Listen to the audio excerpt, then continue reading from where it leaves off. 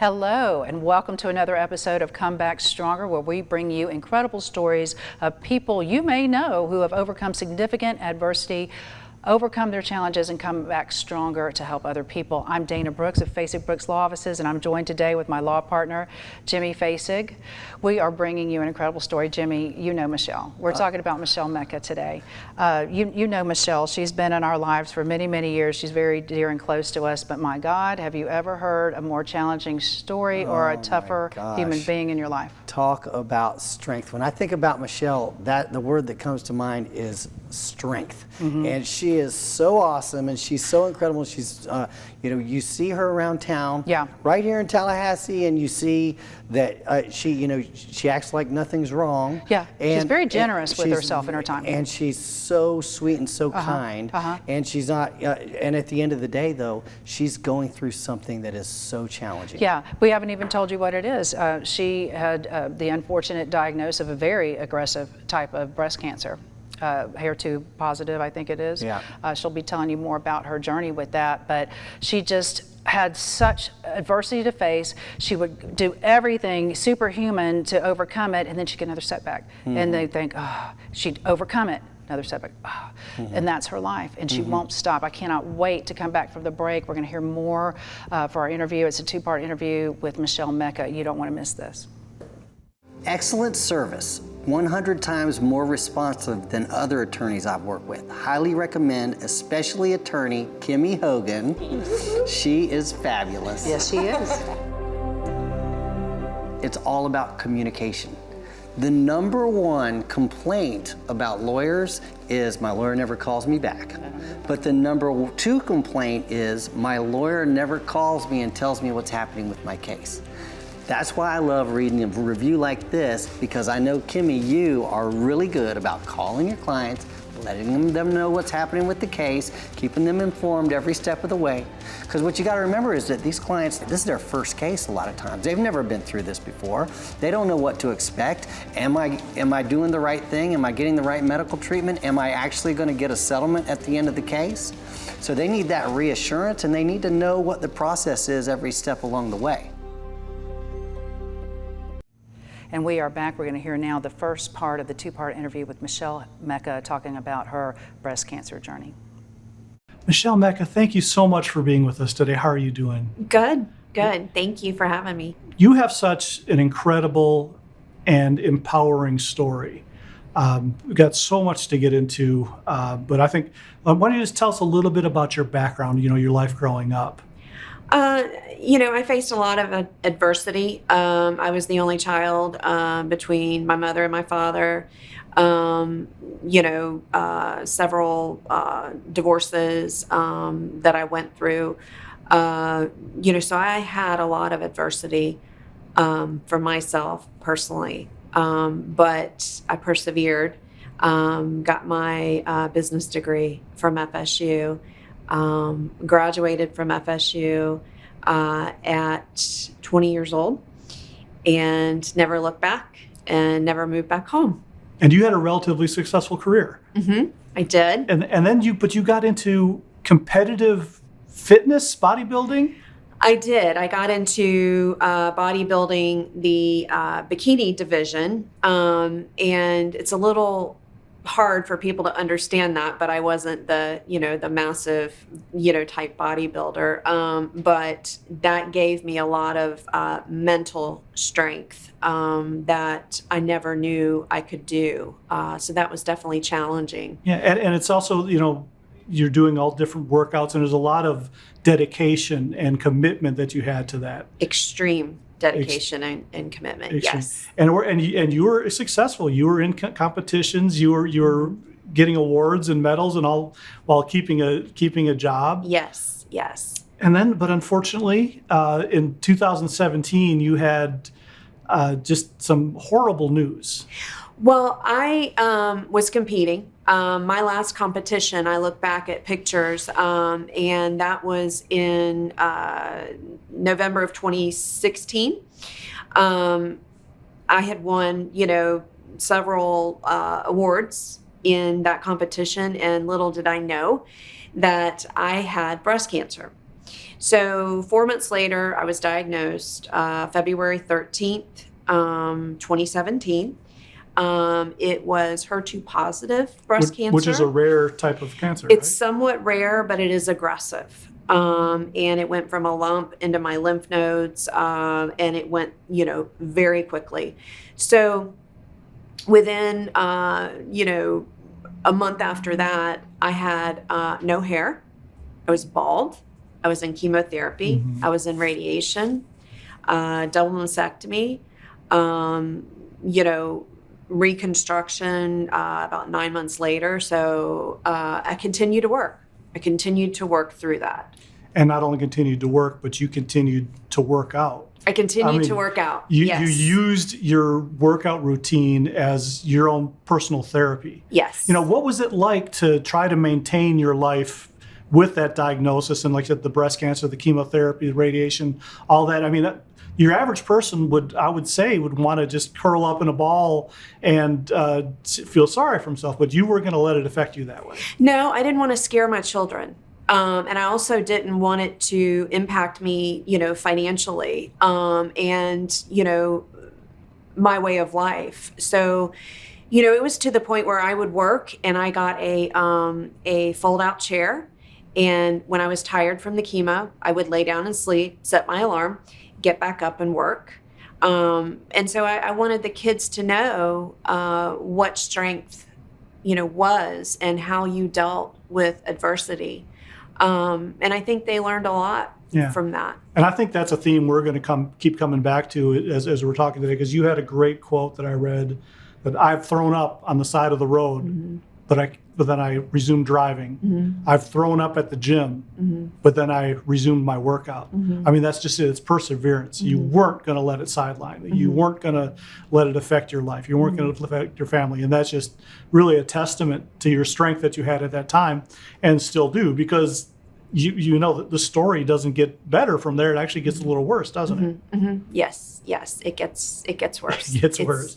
It's very tough. So you've been reading about your story. You met your now husband, Dan, in 2019. Yes. Starting the new life together with him. But then you started having seizures, episodes. You started having difficulty doing basic math in your head. I met Dan.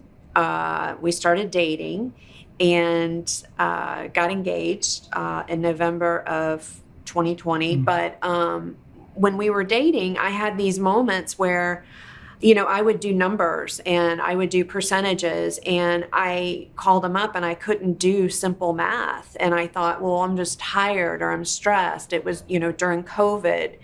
I had 2 kids. I was single at that point. I had, gotten a divorce, while I was battling, breast cancer.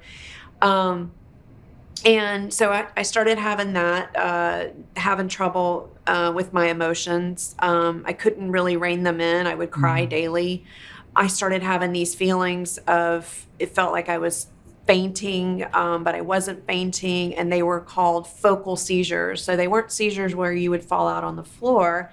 I just thought, okay, maybe it's just something, that has been damaged from the original chemo. And, I kind of blew it off and didn't want to alarm anyone because I had too much to do. And he saw one, and he said, I guess it looked worse than it felt. Mm-hmm. And he said, well, we're either going to the ER or we're going to go to Mayo Clinic. So we went to Mayo Clinic, and I thought, there's nothing wrong, and I don't even want to stay for the follow-up appointment. I said, I told my oncologist, you can just call me, I'm not staying, I'm sure I'm fine. On I-10 back to Tallahassee, and she called me, and she told me that I had a significant brain tumor, and that she had already physically walked over to a world-renowned neurosurgeon personally and asked him to help me. And they said, you're going to have surgery. And I had to go home and tell my kids that it had come back, and it had come back in my brain. So that was hard. That has to be hard. And we're going to take just a really quick break, but when we come back, we're going to talk about that and how it affected your life, but also what you have done, because obviously it hasn't stopped you. You're here today talking with us, and you're going to be here for a while talking with other people. Yes. So we'll be right back and talk more about that. Oh, Jimmy, I have so many thoughts on this because, as you know, I know Michelle personally, and I'm familiar with her journey, but so many things, so much gratitude to express for her prior experience leading up to it, and just her mental tenacity, her wellness, her strength. But as a parent, you know, you're sitting here, you're hearing these things, and but I tell you one thing I caught of it. Did you catch this? She was ready to go to the appointment, go back home. She was so comfortable that she had conquered this also, because she takes care of things in her life. Yeah, she checks it off the list, and this thing showed back up on the damn list. And to me, I love her attitude, which is she never had the attitude that this was a death sentence. Right. She had the attitude that this is something I didn't want on things this to to-do do. list. I got things to do. I got to take care of this now. What else, world? So I think when I think about her, I think differently now. I think about that mentality of she never accepted it that way. Yeah. And I don't think she ever will. There's no reason to.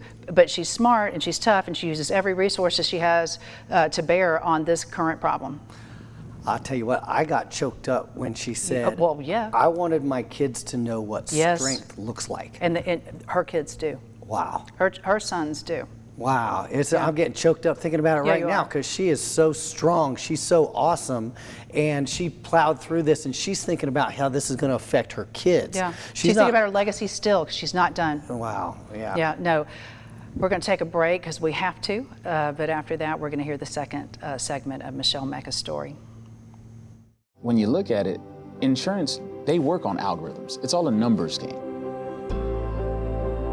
At the end of the day, it's our job to make sure they understand that this is a change in circumstance. Something was stolen from somebody else. And at the end of the day, with our clients, the majority of the time, they did nothing wrong, and they had to go through that. And that's the point. It's very important to make insurance companies understand our clients are not just numbers on a wall or some algorithm of an adjusted premium. That's not what this is. This is a life, right? That is substantially changed. And it's very important that they understand that. Life comes down to a series of moments. Some moments are joyful, others are painful. But when somebody comes along and through their negligence takes away some of those joyful moments and replaces them with painful moments, then they've taken away something of value, something that our clients are never going to be able to get back. Our job is to make sure that they get fully compensated for that.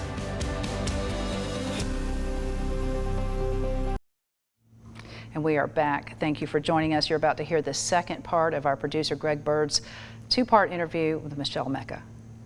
Michelle, such an incredible story so far. And when we left off, you just had some horrible, horrible news.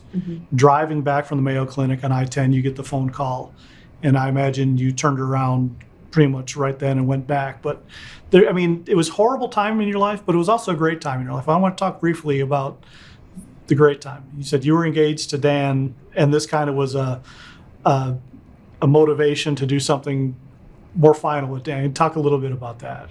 Well, I knew that, he and I were going to go through a significant challenge, and he jumped into mode, and he didn't seem to, be shocked or swayed or,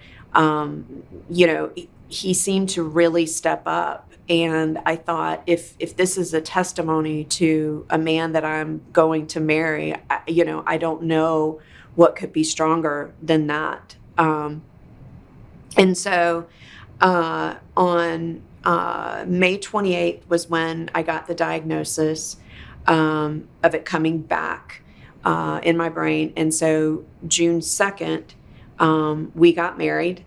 And we got married on the beach, and we went to a strip mall to pick up the marriage license.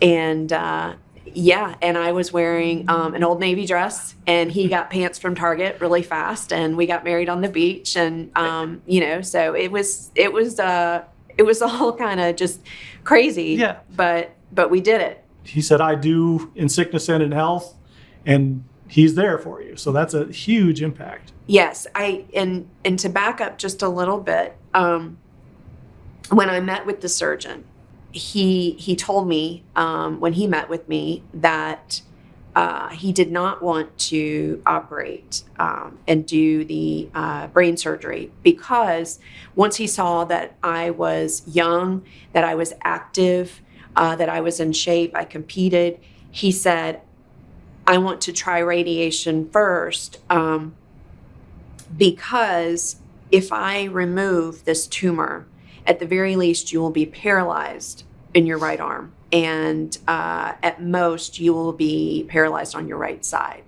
He said the tumor is in a very precarious, is the word he used, area. And so it would be very risky.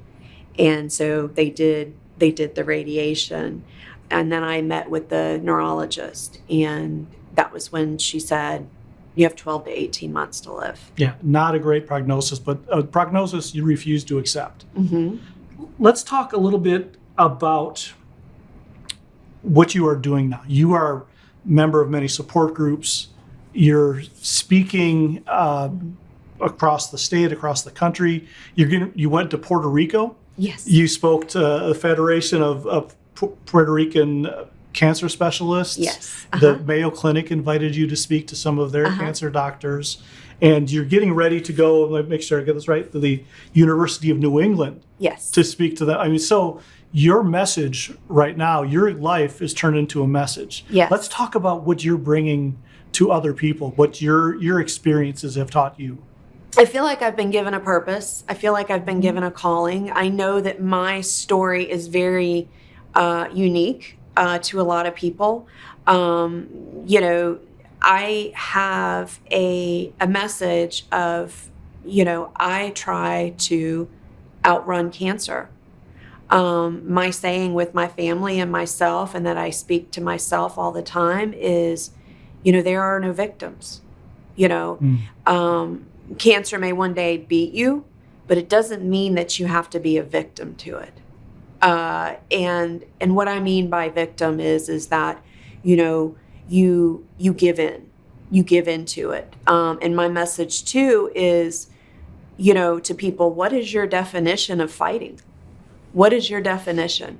And those are things that the medical community doesn't ask. So that's another message. Everyone has a different definition and a different capability of what they're able to do to fight. And mine has a really big angle towards fitness. My neurologist said that cardio helps heal the brain, and I didn't know that. So cardio has become instrumental in my working out. I do weightlifting as well. And that keeps me from becoming frail. It allows my muscles, to become strong from the joint pain, from, the weakness in the muscles. And it also helps with bone loss. I'm experiencing bone loss. So sometimes, the treatments can be worse than the cure. Sometimes those treatments can take you down quicker than the cancer can. And so not only am I fighting, this cancer, but I'm also fighting chemo. And chemo can really take you down. It's not pleasant, but it's a necessary evil. Yes, and I am on, people say, oh, you look great. You don't look like there's anything wrong with you. Well, I have blood tests every 3 weeks to see where I'm at as far as, cancer and status of the brain tumor. I have infusions every 3 weeks. I am on 3 different medications to my brain. I'm on anti-seizure medicine. And I'm on, just all kinds of stuff. I take between the chemo and the, vitamins and things like that. I take about 50 pills a day. Yeah. And that's when I sometimes throw up. I can imagine. So. How important, and this is also another part of your message, but how important is having support when you're going through something like this? Support is critical. I have, and I don't mean to be biased. I have a husband that people are very envious of as far as the support and love and care that he gives me. And there's so many cancer patients that don't have that. Many are older. They may not have, children that live with them. They may not have spouses. But what I recommend is, joining support groups. Locally, I attend Joanna Francis, Living Well. I've spoken for the American Cancer Society, so I know the resources that they offer. And if people don't have support, I recommend that, that they go to church. I also recommend that people not be quiet about what they're going through. So many people are quiet and they say, well, nobody really needs to know what I'm going through. And I say, my philosophy is, hell, everybody needs to go what I'm going through. And you're not looking for pity. No, I'm not looking for pity. I'm looking for, if you're going out, if you're going to dinner, ask me to go. Even though I may not be able to go, ask me to go. That's support. That means that somebody cares about you. So, all these little things, like if you're alone and you're feeling sad, watch a funny movie. All of those things. Ask your neighbor, hey, if you're doing anything, or if you're outside, can I come sit with you? You have to ask for support. Another one of your quotes is sometimes you have to bring your own support. Yes. And that's exactly what it is. If you have a certain, diagnosis like I do, I'm not going to connect, particularly from a medical standpoint, from somebody who's stage 1. Mm-hmm. And my next goal right now for myself is I want to see my younger son graduate high school. I've already outlived my prognosis. I'm at 27 months when they told me I had 12 to 18. So that's very real. I need support from someone who is facing something like that. And that's kind of hard to find. But when you go through these support groups, you can find people like that. And you can ask doctors, hey, is there anyone that you think that would benefit from us supporting each other? And I also talk about mental health. That's something people don't want to talk about. And that's critical. If you don't have mental health, if you get depressed, how are you going to fight? There's no reason why you can't say, I went and got an antidepressant, because in all honesty, if you're going through that, probably should have it. Michelle, I want to thank you so much for being here today and sharing your story. It is such a powerful story, and there's so much wisdom and inspiration to be pulled from that. Again, I want to thank you and want to wish you continued success in running your race. And I hope that you keep outrunning what you're facing for years and years. I hope not only you see your son graduate, but I hope you see him get married and your first grandchild and all that. So again, thank you so much. Thank you. Thank you for having me. Oh, that's warming.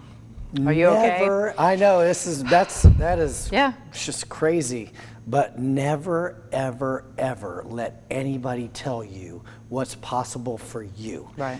The doctor told her 12 to 18 months, and here she sits 27 months later, and look at her. Yeah. She's not going anywhere. The smart money's on Michelle. I love, though, the part that she said at the end, because when you hear these stories, if you're like a lot of us, you go, what am I supposed to get from this? How can I help? What am I supposed to do? And what I heard from that was all these people that are suffering, that are in your orbit, that you care about, they do want to hear from you. And nothing is too small. And if they tell you no, or I don't feel well, that doesn't mean don't try me again. That means today's not my day. But just hearing the world include you and know that they didn't count you out, that has to be reassuring. And think about it for a minute. If you're an empathetic person, you heard this in her, but who is she going to get guidance from? You could see her helping a whole lot of people, but who's going to help her? And she looks around her world and says, okay, the people who've experienced what I've experienced, a lot of them aren't here anymore. So I need something more than helping y'all. Somebody help me. I'm asking for help. Help me. Doctors, help me. But I love that. I love her advocacy. She is so powerful. Yeah, she is wonderful. We're going to take a break and we're going to come back and wrap it up. But just take a minute to get your head around that whole story. It's incredible. We'll be right back. This is a difficult job, and the late nights are easier when you have the passion behind you about what you're doing it for. When you know that person needs you, it's easy to be up at 2 o'clock in the morning to make sure you're ready and prepared for the next day, right? Whatever it takes to win. When you're creating a law firm, you want to have people on your team that have experience on the other side. Right. And that can make the critical difference between winning and losing a case. Yes. And the number one value that drives our law firm is compassion. That's right. So that's why when I hear you say that when you're a defense attorney, it hurts your heart to have to defend a case that you knew was a legitimate case, that makes me feel very good about the fact that you've come onto our team. And our number 2 value is a passion for justice. And you staying up till 2 o'clock in the morning working hard for the clients is certainly evidence of That's that. passion for justice. Yes. Go into trial, taking it all the way.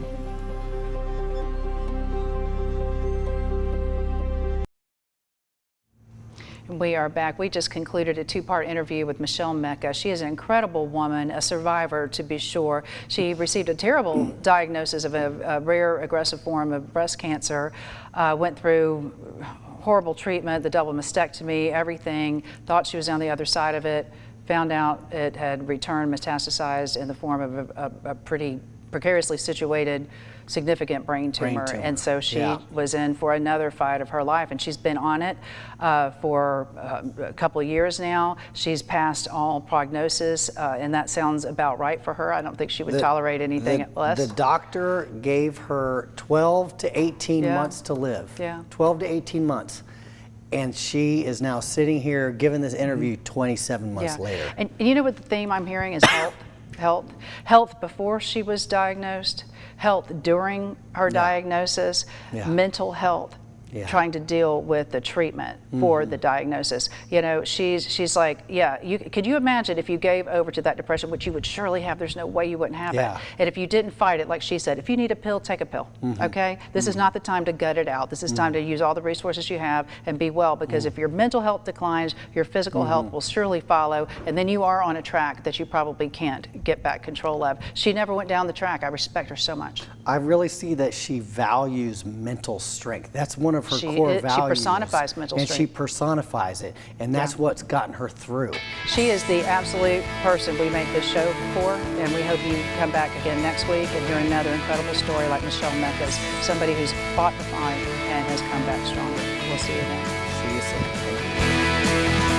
Thank you. So many times, a lot of what we can do is help people regain their mobility. One of the most rewarding things I've ever done was I had a client who was dying in a terminal illness. That was the problem. He had a test result that said, hey, pay attention, it was sitting in a file for 17 months. By the time somebody found it, it's too late, so he knows he's dying. But he also knows he has a certain amount of money available to him. He had grandchildren in England he'd never seen. And so he spent most of his time in the air going back and forth. He was just like, you gave me the best last months of my life. Wow. One thing that you could do for him is give him the freedom through having a settlement that he was able to do what he wanted during that last year or 6 months of his life. And he died in peace because his wife was taken care of. That is such a big deal. Yeah.